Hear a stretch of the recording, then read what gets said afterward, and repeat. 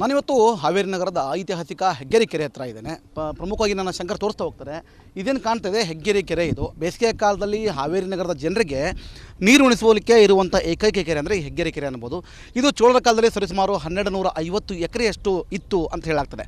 ತದನಂತರ ಒಂದಿಷ್ಟು ಜನ ಹೇಳೋ ಪ್ರಕಾರ 950 ಎಕರೆ ಇತ್ತು ಅಂತೇಳಿ 3 ಉತ್ತಾರಗಳು ಇದು ಹುಟ್ಕೊಂಡಿರುವಂಥದ್ದು. ಆದರೆ ಈ ಕೆರೆಯನ್ನು ಒತ್ತುವರಿ ಮಾಡ್ತಾ ಇದ್ದಾರೆ. ಹೀಗಾಗಿ ಸದ್ಯ 3 ಭಾಗಗಳಾಗಿ 210-19 ಎಕರೆ ಲೆಕ್ಕದಲ್ಲಿ ಕೆರೆ ತೋರಿಸ್ತಾ ಇದ್ದಾರೆ. ಅದರಲ್ಲೂ ಕೂಡ ಸರ್ಕಾರ ಒಂದಿಷ್ಟು ವ್ಯವಸ್ಥೆಯನ್ನು ಮಾಡಲಿಕ್ಕೆ ಮುಂದಾಗಿತ್ತು. ಸಿದ್ದರಾಮಯ್ಯನವರೇ ಸ್ವತಃ ಈ ಒಂದು ಕೆರೆಗೆ ಬಾಗಿನನ್ನು ಬಿಟ್ಟಿದ್ದರು.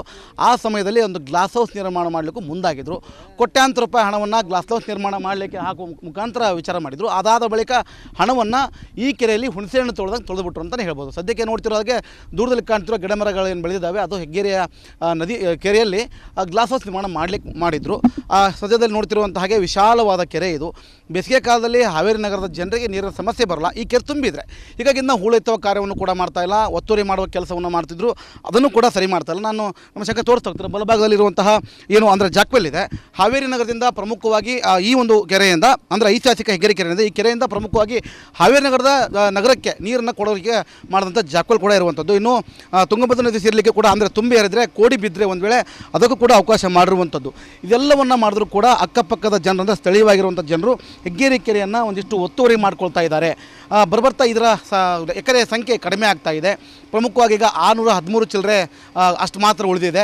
ಹೀಗೆ ಮುಂದುವರ್ಸ್ಕೊಂಡು ಹೋದರೆ ಈ ಕೆರೆ ಸಂಪೂರ್ಣವಾಗಿ ನಶಿಸುವ ಕಾರ್ಯ ನಡೆಯಲಿಕ್ಕೆ ಮುಂದಾಗುತ್ತೆ. ಹೀಗಾಗಿ ಇದನ್ನು ಈಗಲೇ ಹಡ್ಬಸ್ ಮಾಡಬೇಕು. ಅದರ ಜೊತೆಗೆ ಈ ಕೆರೆಯ ಸುತ್ತ ಕಾಂಪೌಂಡ್ ನಿರ್ಮಾಣ ಮಾಡಬೇಕು ಮತ್ತು ಕೆರೆಯನ್ನು ಹೂಳೆತ್ತಬೇಕು ಅನ್ನೋದು ಸ್ಥಳೀಯ ಜನರು ಆಗ್ರಹವನ್ನು ಕೂಡ ಮಾಡ್ತಾ ಇದ್ದಾರೆ.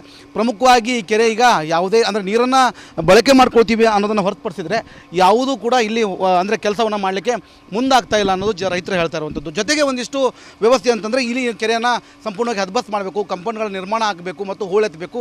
ಈ ಕೆರೆಯಿಂದ ನಗರದ ಜನರಿಗೆ ನೀರು ಉಣಿಸೋ ಕೆಲಸ ಏನಾಗುತ್ತೆ ಅದು ಮುಂದುವರಿಬೇಕು ಅನ್ನೋದು ಜನರ ಆಶೆ ಅಂತ ಹೇಳ್ಬೋದು. ಕ್ಯಾಮ್ರಾ ಪರ್ಸನ್ ಶಂಕರ್ ಕೊಪ್ಪ ಜೊತೆ ಮಾರುತಿ BM ರಿಪಬ್ಲಿಕ್ ಕನ್ನಡ ಹಾವೇರಿ. ನಾನಿವತ್ತು ಹಾವೇರಿ ನಗರದ ಐತಿಹಾಸಿಕ ಹೆಗ್ಗೆರೆ ಕೆರೆ ಹತ್ರ ಇದ್ದೇನೆ. ಪ್ರಮುಖವಾಗಿ ನನ್ನ ಶಂಕರ್ ತೋರಿಸ್ತಾ ಹೋಗ್ತಾರೆ. ಇದೇನು ಕಾಣ್ತದೆ ಹೆಗ್ಗೆರೆ ಕೆರೆ. ಇದು ಬೇಸಿಗೆ ಕಾಲದಲ್ಲಿ ಹಾವೇರಿ ನಗರದ ಜನರಿಗೆ ನೀರು ಉಣಿಸುವಲಿಕ್ಕೆ ಇರುವಂಥ ಏಕೈಕ ಕೆರೆ ಅಂದರೆ ಈ ಹೆಗ್ಗೆರೆ ಕೆರೆ ಅನ್ಬೋದು. ಇದು ಚೋಳರ ಕಾಲದಲ್ಲಿ ಸರಿಸುಮಾರು 1250 ಎಕರೆಯಷ್ಟು ಇತ್ತು ಅಂತ ಹೇಳಾಗ್ತದೆ. ತದನಂತರ ಒಂದಿಷ್ಟು ಜನ ಹೇಳೋ ಪ್ರಕಾರ 950 ಎಕರೆ ಇತ್ತು ಅಂತೇಳಿ 3 ಉತ್ತಾರಗಳು ಇದು ಹುಟ್ಕೊಂಡಿರುವಂಥದ್ದು. ಆದರೆ ಈ ಕೆರೆಯನ್ನು ಒತ್ತುವರಿ ಮಾಡ್ತಾ ಇದ್ದಾರೆ. ಹೀಗಾಗಿ ಸದ್ಯ 3 ಭಾಗಗಳಾಗಿ 210-19 ಎಕರೆ ಲೆಕ್ಕದಲ್ಲಿ ಕೆರೆ ತೋರಿಸ್ತಾ ಇದ್ದಾರೆ. ಅದರಲ್ಲೂ ಕೂಡ ಸರ್ಕಾರ ಒಂದಿಷ್ಟು ವ್ಯವಸ್ಥೆಯನ್ನು ಮಾಡಲಿಕ್ಕೆ ಮುಂದಾಗಿತ್ತು. ಸಿದ್ದರಾಮಯ್ಯನವರೇ ಸ್ವತಃ ಈ ಒಂದು ಕೆರೆಗೆ ಬಾಗಿನನ್ನು ಬಿಟ್ಟಿದ್ದರು. ಆ ಸಮಯದಲ್ಲಿ ಒಂದು ಗ್ಲಾಸ್ ಹೌಸ್ ನಿರ್ಮಾಣ ಮಾಡಲಿಕ್ಕೂ ಮುಂದಾಗಿದ್ದರು.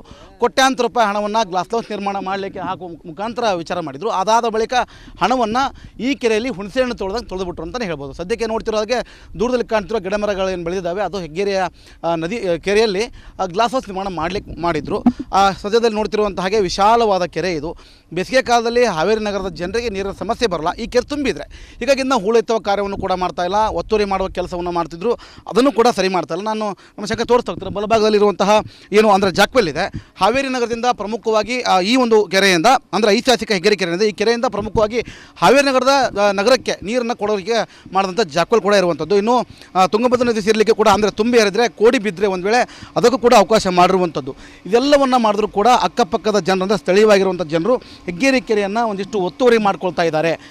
ಬರ್ತಾ ಇದರ ಎಕರೆ ಸಂಖ್ಯೆ ಕಡಿಮೆ ಆಗ್ತಾ ಇದೆ. ಪ್ರಮುಖವಾಗಿ ಈಗ 613 ಚಿಲ್ಲರೆ ಅಷ್ಟು ಮಾತ್ರ ಉಳಿದಿದೆ.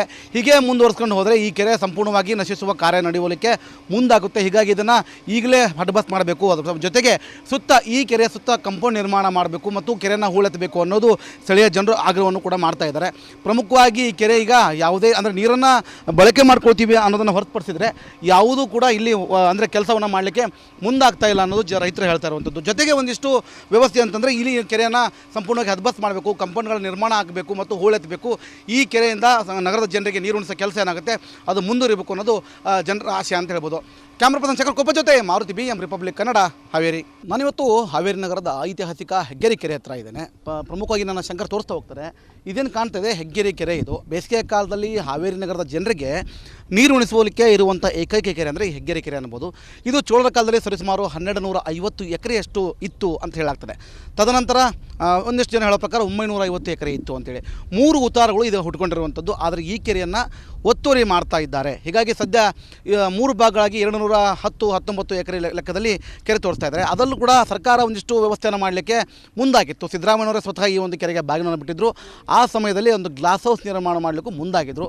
ಕೋಟ್ಯಾಂತರ ರೂಪಾಯಿ ಹಣವನ್ನು ಗ್ಲಾಸ್ ಹೌಸ್ ನಿರ್ಮಾಣ ಮಾಡಲಿಕ್ಕೆ ಹಾಕುವ ಮುಖಾಂತರ ವಿಚಾರ ಮಾಡಿದರು. ಅದಾದ ಬಳಿಕ ಹಣವನ್ನು ಈ ಕೆರೆಯಲ್ಲಿ ಹುಣಸೆಹಣ್ಣು ತೊಳೆದುಬಿಟ್ರು ಅಂತಲೇ ಹೇಳ್ಬೋದು. ಸದ್ಯಕ್ಕೆ ನೋಡ್ತಿರೋ ಹಾಗೆ ದೂರದಲ್ಲಿ ಕಾಣ್ತಿರೋ ಗಿಡಮರಗಳು ಏನು ಬೆಳೆದಿದ್ದಾವೆ ಅದು ಹೆಗ್ಗೆರೆಯ ನದಿ ಕೆರೆಯಲ್ಲಿ ಗ್ಲಾಸ್ ಹೌಸ್ ನಿರ್ಮಾಣ ಮಾಡಿದ್ರು. ಸದ್ಯದಲ್ಲಿ ನೋಡ್ತಿರುವಂಥ ಹಾಗೆ ವಿಶಾಲವಾದ ಕೆರೆ ಇದು. ಬೇಸಿಗೆ ಕಾಲದಲ್ಲಿ ಹಾವೇರಿ ನಗರದ ಜನರಿಗೆ ನೀರಿನ ಸಮಸ್ಯೆ ಬರಲ್ಲ ಈ ಕೆರೆ ತುಂಬಿದರೆ. ಹೀಗಾಗಿ ಇನ್ನೂ ಹೂಳೆತ್ತುವ ಕಾರ್ಯವನ್ನು ಕೂಡ ಮಾಡ್ತಾ ಇಲ್ಲ, ಒತ್ತುವರಿ ಮಾಡುವ ಕೆಲಸವನ್ನು ಮಾಡ್ತಿದ್ರು, ಅದನ್ನು ಕೂಡ ಸರಿ ಮಾಡ್ತಾ ಇಲ್ಲ. ನಾನು ನಮ್ಮ ಶಂಕ ತೋರಿಸ್ತಾ ಹೋಗ್ತೀನಿ. ಬಲಭಾಗದಲ್ಲಿರುವಂತಹ ಏನು ಅಂದರೆ ಜಾಕ್ವೆಲ್ ಇದೆ. ಹಾವೇರಿ ನಗರದಿಂದ ಪ್ರಮುಖವಾಗಿ ಈ ಒಂದು ಕೆರೆಯಿಂದ ಅಂದರೆ ಐತಿಹಾಸಿಕ ಹೆಗ್ಗೆರೆ ಕೆರೆಯಿಂದ ಈ ಕೆರೆಯಿಂದ ಪ್ರಮುಖವಾಗಿ ಹಾವೇರಿ ನಗರಕ್ಕೆ ನೀರನ್ನು ಕೊಡೋರಿಗೆ ಮಾಡಿದಂಥ ಜಾಕ್ವೆಲ್ ಕೂಡ ಇರುವಂಥದ್ದು. ಇನ್ನು ತುಂಗಭದ್ರಾ ನದಿ ಸೇರಲಿಕ್ಕೆ ಕೂಡ ಅಂದರೆ ತುಂಬಿ ಹರಿದರೆ ಕೋಡಿ ಬಿದ್ದರೆ ಒಂದು ವೇಳೆ ಅದಕ್ಕೂ ಕೂಡ ಅವಕಾಶ ಮಾಡಿರುವಂಥದ್ದು.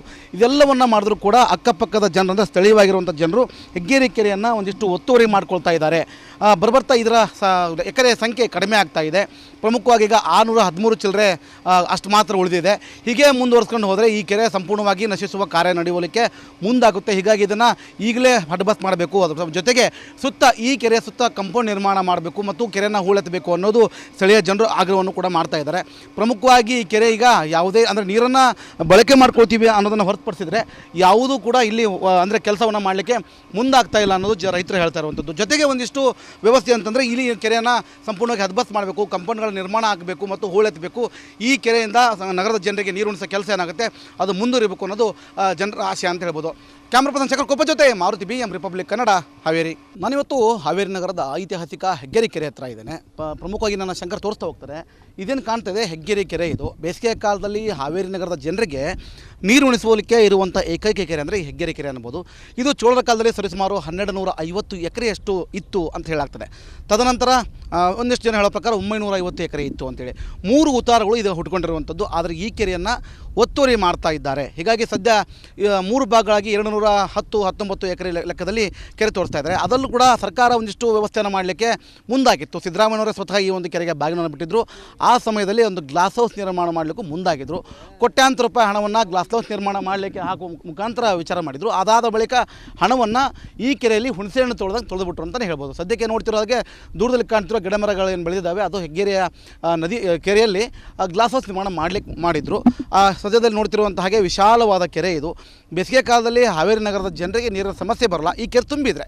ಹೀಗಾಗಿ ಇನ್ನೂ ಹೂಳೆತ್ತುವ ಕಾರ್ಯವನ್ನು ಕೂಡ ಮಾಡ್ತಾ ಇಲ್ಲ, ಒತ್ತುವರಿ ಮಾಡುವ ಕೆಲಸವನ್ನು ಮಾಡ್ತಿದ್ರು, ಅದನ್ನು ಕೂಡ ಸರಿ ಮಾಡ್ತಾ ಇಲ್ಲ. ನಾನು ನಮ್ಮ ಶಂಕ ತೋರಿಸ್ತಾ ಹೋಗ್ತೀನಿ. ಬಲಭಾಗದಲ್ಲಿರುವಂತಹ ಏನು ಅಂದರೆ ಜಾಕ್ವೆಲ್ ಇದೆ. ಹಾವೇರಿ ನಗರದಿಂದ ಪ್ರಮುಖವಾಗಿ ಈ ಒಂದು ಕೆರೆಯಿಂದ ಅಂದರೆ ಐತಿಹಾಸಿಕ ಹೆಗ್ಗೆರೆ ಕೆರೆಯಿಂದ ಈ ಕೆರೆಯಿಂದ ಪ್ರಮುಖವಾಗಿ ಹಾವೇರಿ ನಗರಕ್ಕೆ ನೀರನ್ನು ಕೊಡೋರಿಗೆ ಮಾಡಿದಂಥ ಜಾಕ್ವೆಲ್ ಕೂಡ ಇರುವಂಥದ್ದು. ಇನ್ನು ತುಂಗಭದ್ರಾ ನದಿ ಸೇರಲಿಕ್ಕೆ ಕೂಡ ಅಂದರೆ ತುಂಬಿ ಹರಿದರೆ ಕೋಡಿ ಬಿದ್ದರೆ ಒಂದು ವೇಳೆ ಅದಕ್ಕೂ ಕೂಡ ಅವಕಾಶ ಮಾಡಿರುವಂಥದ್ದು. ಇದೆಲ್ಲವನ್ನು ಮಾಡಿದ್ರೂ ಕೂಡ ಅಕ್ಕಪಕ್ಕದ ಜನರು ಅಂದರೆ ಸ್ಥಳೀಯವಾಗಿರುವಂಥ ಜನರು ಹೆಗ್ಗೆರೆ ಕೆರೆಯನ್ನು ಒಂದಿಷ್ಟು ಒತ್ತುವರಿ ಮಾಡ್ಕೊಳ್ತಾ ಇದ್ದಾರೆ. ಬರ್ತಾ ಇದರ ಎಕರೆ ಸಂಖ್ಯೆ ಕಡಿಮೆ ಆಗ್ತಾ ಇದೆ. ಪ್ರಮುಖವಾಗಿ ಈಗ 613 ಚಿಲ್ಲರೆ ಅಷ್ಟು ಮಾತ್ರ ಉಳಿದಿದೆ. ಹೀಗೆ ಮುಂದುವರಿಸ್ಕೊಂಡು ಹೋದರೆ ಈ ಕೆರೆ ಸಂಪೂರ್ಣವಾಗಿ ನಶಿಸುವ ಕಾರ್ಯ ನಡೆಯಲಿಕ್ಕೆ ಮುಂದಾಗುತ್ತೆ. ಹೀಗಾಗಿ ಇದನ್ನು ಈಗಲೇ ಹಡ್ಬಸ್ ಮಾಡಬೇಕು. ಅದರ ಜೊತೆಗೆ ಸುತ್ತ ಈ ಕೆರೆ ಸುತ್ತ ಕಾಂಪೌಂಡ್ ನಿರ್ಮಾಣ ಮಾಡಬೇಕು ಮತ್ತು ಕೆರೆಯನ್ನು ಹೂಳೆತ್ತಬೇಕು ಅನ್ನೋದು ಸ್ಥಳೀಯ ಜನರು ಆಗ್ರಹವನ್ನು ಕೂಡ ಮಾಡ್ತಾ ಇದ್ದಾರೆ. ಪ್ರಮುಖವಾಗಿ ಈ ಕೆರೆ ಈಗ ಯಾವುದೇ ಅಂದರೆ ನೀರನ್ನು ಬಳಕೆ ಮಾಡ್ಕೊಳ್ತೀವಿ ಅನ್ನೋದನ್ನು ಹೊರತುಪಡಿಸಿದರೆ ಯಾವುದೂ ಕೂಡ ಇಲ್ಲಿ ಅಂದರೆ ಕೆಲಸವನ್ನು ಮಾಡಲಿಕ್ಕೆ ಮುಂದಾಗ್ತಾ ಇಲ್ಲ ಅನ್ನೋದು ರೈತರು ಹೇಳ್ತಾ ಇರುವಂಥದ್ದು. ಜೊತೆಗೆ ಒಂದಿಷ್ಟು ವ್ಯವಸ್ಥೆ ಅಂತಂದರೆ ಇಲ್ಲಿ ಕೆರೆಯನ್ನು ಸಂಪೂರ್ಣವಾಗಿ ಹದ್ಬಸ್ ಮಾಡಬೇಕು, ಕಾಂಪೌಂಡ್ಗಳ ನಿರ್ಮಾಣ ಆಗಬೇಕು ಮತ್ತು ಹೂಳೆತ್ತಬೇಕು. ಈ ಕೆರೆಯಿಂದ ನಗರದ ಜನರಿಗೆ ನೀರು ಉಣಿಸೋ ಕೆಲಸ ಏನಾಗುತ್ತೆ ಅದು ಮುಂದುವರಿಬೇಕು ಅನ್ನೋದು ಜನರ ಆಶೆ ಅಂತ ಹೇಳ್ಬೋದು. ಕ್ಯಾಮ್ರಾ ಪರ್ಸನ್ ಶಂಕರ್ ಕೊಪ್ಪ ಜೊತೆ ಮಾರುತಿ BM ರಿಪಬ್ಲಿಕ್ ಕನ್ನಡ ಹಾವೇರಿ.